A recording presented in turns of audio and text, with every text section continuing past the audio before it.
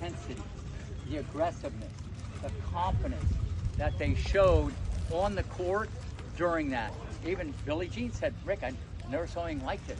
They didn't know how to play doubles, but they knew how to fight. So let's just take that. Oh, by the way, they didn't play a lot of doubles together on the Pro Tour because they had to play singles and they went deep into the draw and you got to eat and sleep and go to the bathroom and all that stuff. They were 14-0 in Grand Slam finals. Give me a break. They could have been 30-0. They could have won 50 mixed doubles with the right partners, okay? And they didn't have all these nuances, but they had aggressiveness and they loved to fight. But here's the story for the parents. We get off the court, get in the van. Richard's driving 80 miles an hour. We're going to be late for the flight, okay? Richard's driving, Orsine, the mom's there. Serena's next to me. I'm there. VW's back there. All of a sudden, I hear this.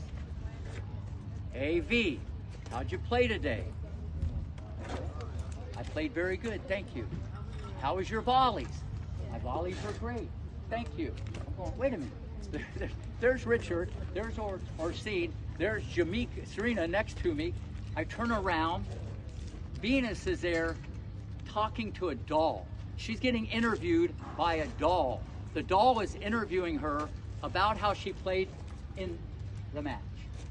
Now, that was after they just got done playing in front of 5,000 people, two of the greatest players of all time, okay? And the moral of the story, and Richard knew that I knew, and I mentioned this before, they're kids first and tennis players second. So all the parents remember that, okay? When you miss a shot, they do a certain thing, take a step back. What would I have done at age 10? What would I have done at age 11? And it gives you a little like understanding. They didn't do it on purpose. And that's what I love about Richard Williams, okay? You always treat them as kids first because he knew this was gonna get brutal going down the road. So there's a message there. Everybody get the message, especially the parents. I cannot stress enough.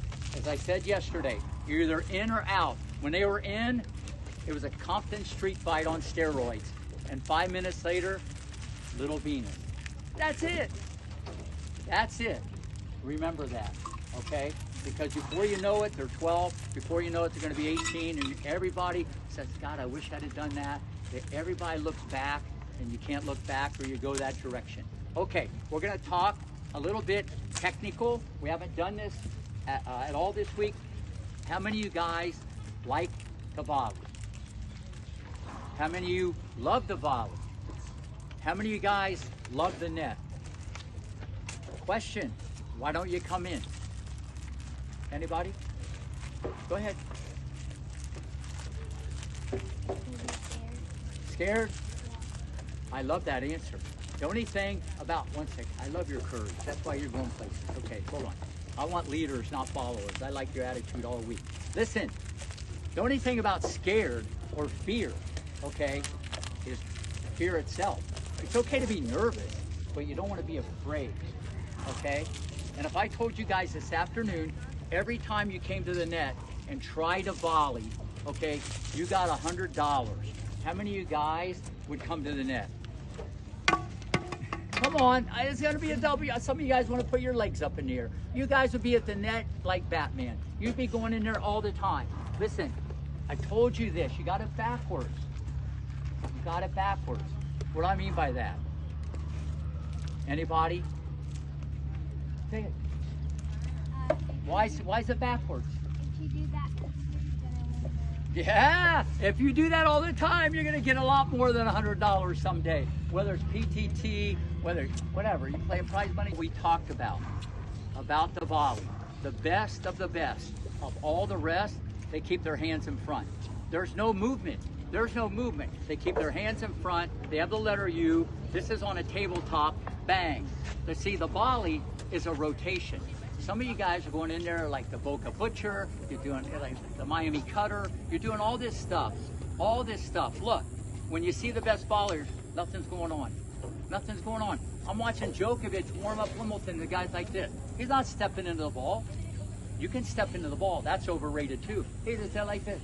He's like this. I'm seeing other people doing all this stuff. Bang, bang. Keep your hands in front. You know baseball, right? You hit it like a bunt. That's it. The height of the ball, the speed of the ball, and where you're at on the court, sure, you might take the racket back as your skill gets better down the road. But the best of the best, and I could rip off the 10 best volleyers of all time, they're carbon copy. Okay, the racket's eye level, it's a rotation. It's a rotation. And remember what I said about the left hand. Anybody remember? About your left hand. To be straight? No, on the volley. Oh. To like bring it close together to the racket. Bang. You win a hoodie. You win a hoodie, okay? All right. And another sweatband from Florida Tennis. Look, biomechanically, look, when you do this, it's a karate move. You feel it in the chest here, it will go faster. That's a fact. The other way, same thing. You feel it in the scapula. It's this way. I'm not saying you couldn't do that, and you couldn't do that. It just got hotter. Yep, I don't want to hear that. Okay, what? The volley is like what? Anybody? It's like a karate shot. That's not bad. That's not bad. Who said catch? It's like a catch. I've never had anybody in 40 years, okay? Even Matt from Florida Tennis. I know he's going to do it right. I'm going to throw you the ball. Look where his hand went. See, no one goes like this. Throw me the ball. No one goes like that. Everybody. The volley is like a catch. If you think catch, see, people learn quicker. As you guys know the way I do this.